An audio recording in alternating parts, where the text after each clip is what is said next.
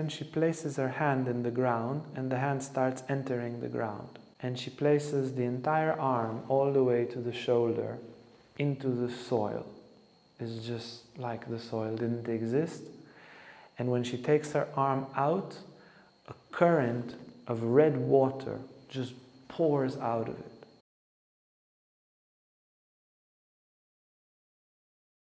So we'll continue today with the third part of the life of Anandamayi, and we'll discuss her early period as a teacher. In the first two parts we spoke about this divine incarnation as a child and how miraculous things would happen to her as a child, and then in the second part her teenage life and her spiritual practice. She was doing all sorts of spiritual regimes, barely eating, barely sleeping, having a tremendous amount of energy, doing all sorts of very complex rituals without hearing anything about them in advance. And she and her husband Bolonat, they moved to Dhaka, today in Bangladesh, something with his job. And she starts going to the temples there, Siddhashwari temple, a Kali temple in Shahbag, and certain temples and gardens where she goes, she visits, she prays, and more people, they realize who she is and that God has incarnated in a woman and is bestowing His grace very freely upon those who are open and humble to receive it. People would come and they would start healing from diseases, and they would enter spiritual ecstasy, and they would get advices for any one of their questions, and she could read their minds and their past and their future. But she would give in accordance to the purity of their heart. And when people would come with bad intentions, with hypocrisy, trying to get some kind of validation from her for all sorts of selfish reasons, she would expose it very sharply. She was very firm with such people and extremely loving and kind, and bestowing numerous gifts on those who were open.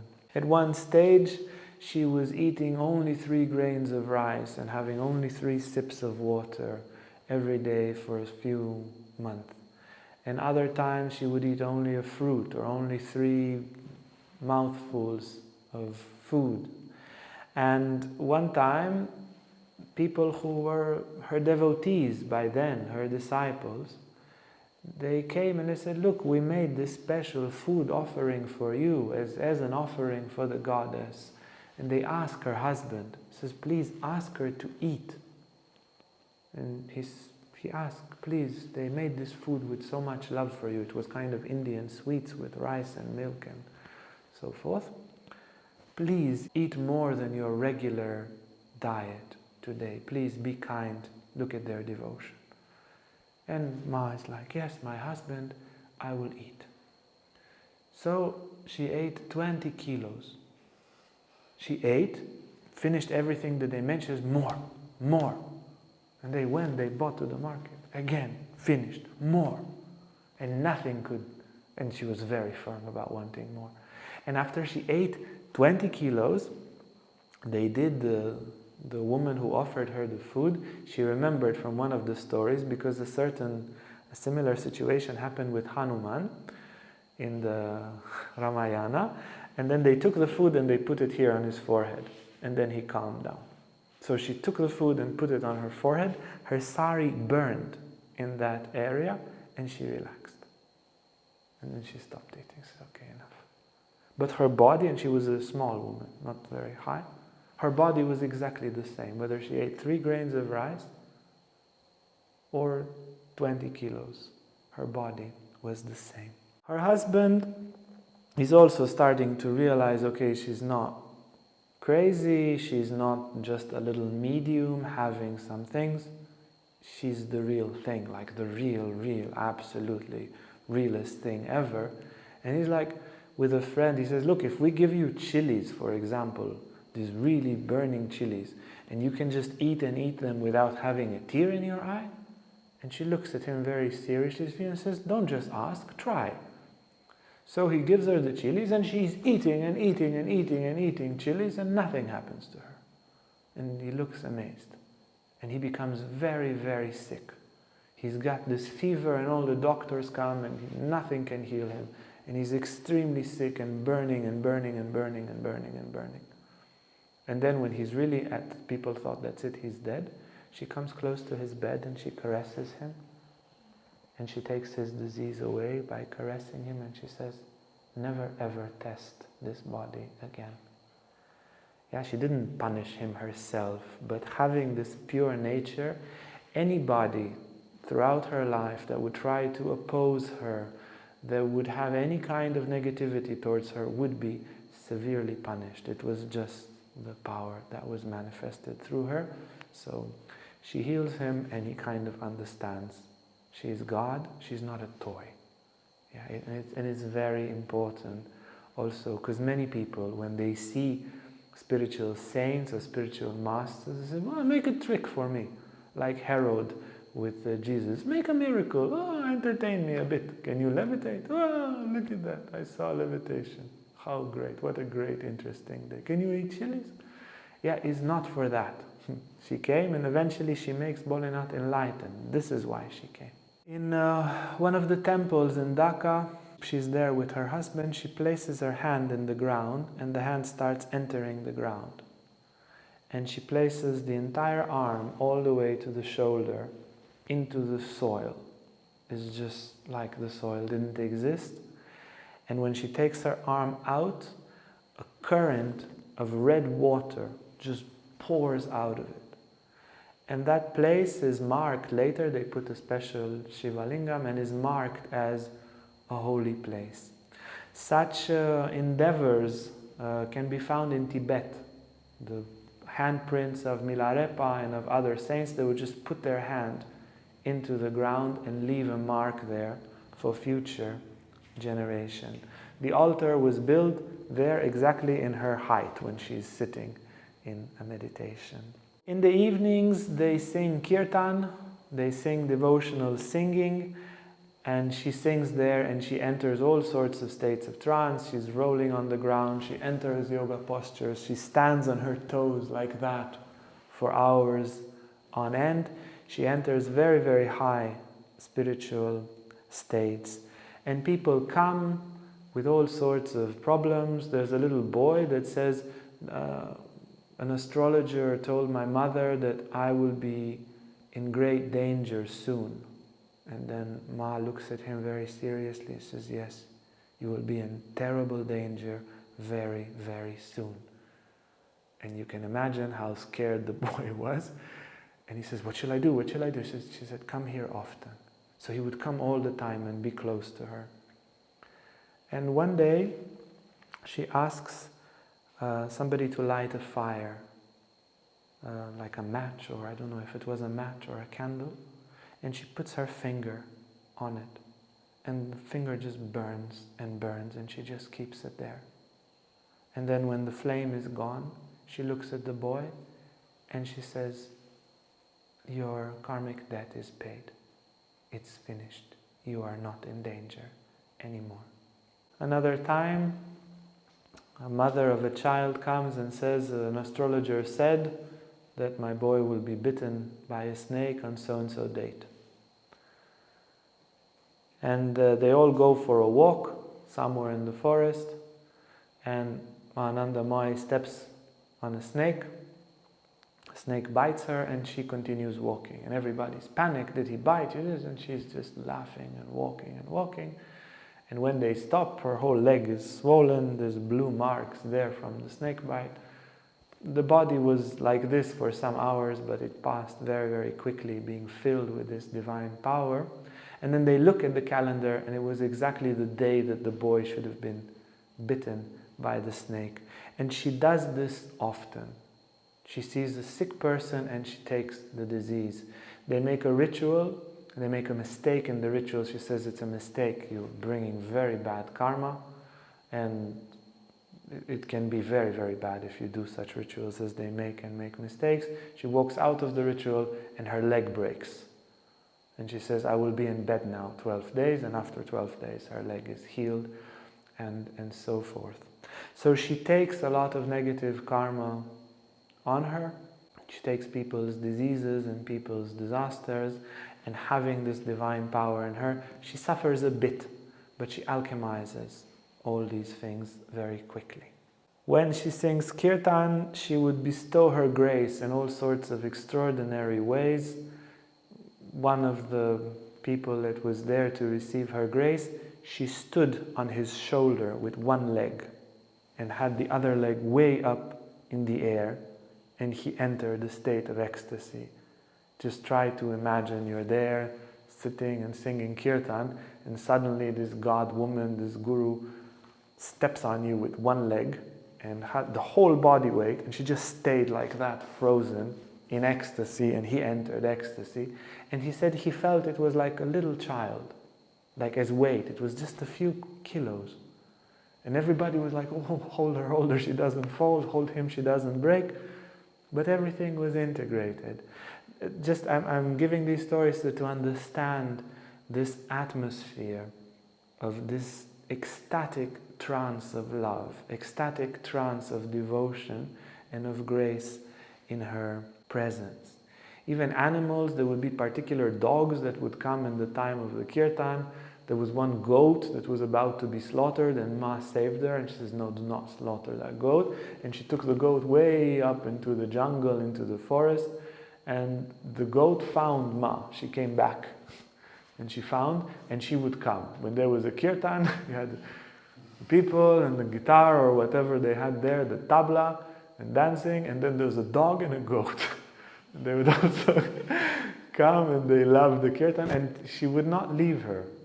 That goat was just where Ma goes, the goat goes. It's a similar story after with Ramana Maharishi and his cow Lakshmi that even got enlightened, as he says. One of his disciples that you can see there, Bhaiji, becomes her main disciple, and he's the one seeing her there in ecstasy, in bliss, gives her the name Anandamayi Ma. She would enter samadhi and her body would look like dead.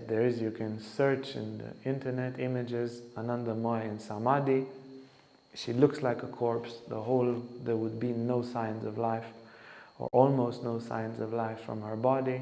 And she would stay for a long time, and every time everybody were worried that she's actually dead. And she would return. And in India, they understand that people that enter such states with such frequency, they are great saints, and more people would come, and they would close the temple, and they didn't want so much hassle, and so forth. This disciple, Bhaiji, he was very sick, and he was having some disease of the lungs, and he was starting to spit out blood. And Bholenath, the husband, he really wanted Ma to save him. He really wanted Ma to save her disciple. He had a talk and he said, look Ma, please save him. Look, he's sick. With your grace, in a moment, he's saved. Please look at him. Look how much he loves you. He is your adopted son. And she looks at him and she says, oh, he has the bone like this. That means he has very good spiritual thoughts. This is a very good spiritual sign. And then Bholenath, her husband, in a state of trance, he takes Bhaiji, he lifts him, you can see in the picture, he was a big guy, he lifts him up in the air, he turns him around, up in the air like this wrestling scene or something, and then he puts him on the lap of Anandamayi, as if he was her child, and tells her, take care of him, he is your adopted child. And she starts to caress his head, and she says, he will not die. He will not die from this disease. He will not die. And he is completely crying his heart out in total ecstasy. And she receives him as her adopted child, as her spiritual son. He later writes her biography. Ma reveals herself with an excellent biography. And he says, can we make a picture of this? So they returned the next day and portrayed the thing and take a picture. Many people start to touch her feet. And she says, when they touch my feet and ask something, it is like a lightning that hits me. And she somehow cannot but, if their request is pure, fulfill their wishes. And you know what they wish. The daughter to get married, the wife to get pregnant, the disease to be healed, all sorts of things. And there are numerous such stories. Her disciples ask for an ashram. They want an ashram. And she says, the whole world is my ashram. I am everywhere. Why do I need an ashram? And they say, but we need an ashram for you. And after a long persuasion, this Baiji, the first main disciple, establishes the ashram in Ramna Ashram in Dhaka. And she says, in that place there are yogis in samadhi. There are yogis that are there for centuries, buried under the ground in a state of samadhi. It's a practice. Some yogis, they would enter a samadhi in which the body would be kind of dead, but not completely dead. And they would stay in a meditation posture and they would have their disciples bury them. They're actually, even in the 20th century, there are some cases like that, and some of them are discovered and they are revived.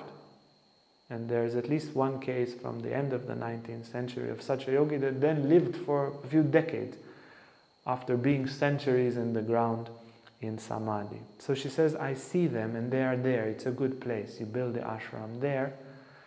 And indeed, when they build the ashram and they renovate and they dig, they find some yogis there in the ground. And it is indeed a very sacred place. So they established the ashram and she says, okay, for my birthday, she was a Taurus, I think a 30th of April or something like that.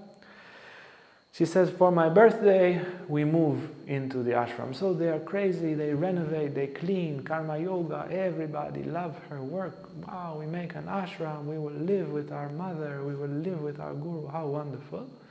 And then her birthday is a big parade, they all move in the ashram, until the night they sing Kirtan and what spiritual ecstasy and so forth. And it's wonderful. And the next day, she has a keyal, which is like a godly impulse, which is felt as a kind of deep need to fulfill, to leave. And then she says, okay, I'm going. I'll take my father with me. Nobody else will come. So she leaves. And they're all like, no, we won't let you. We built this ashram for you. We put so much. No, I'm leaving. And that's that. She went without money, without knowing where she's going, with her father. They went on the train, which was on the deck. Somebody bought them, was there, and says, oh, Ma, let me buy you tickets. Where are you going? Oh, with this train. Okay, here, I buy you tickets. She went on the train. And that's that. And she traveled for a while, and when she had an impulse to return, she returned.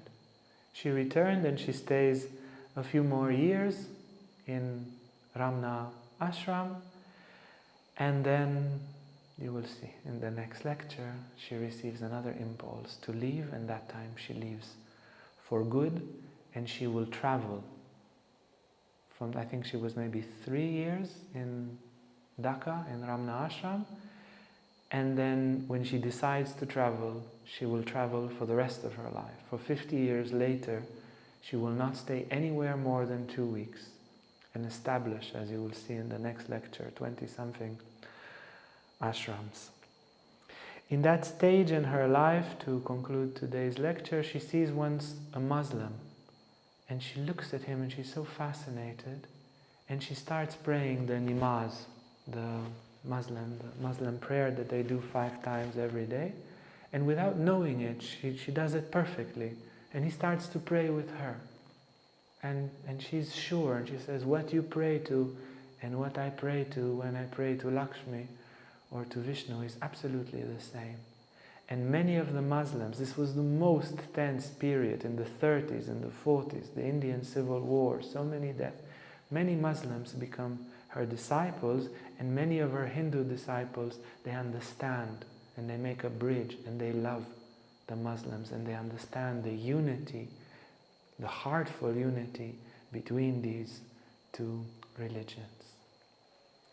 So the next episode will speak about her later Guru years when she becomes very known and helps a huge amount of people. Hey guys, if you like this video, make sure to like and subscribe to our YouTube channel for more content on spirituality, Tantra and more. And if you want to sign up for our online classes or for our retreats, you can see our website on the description below.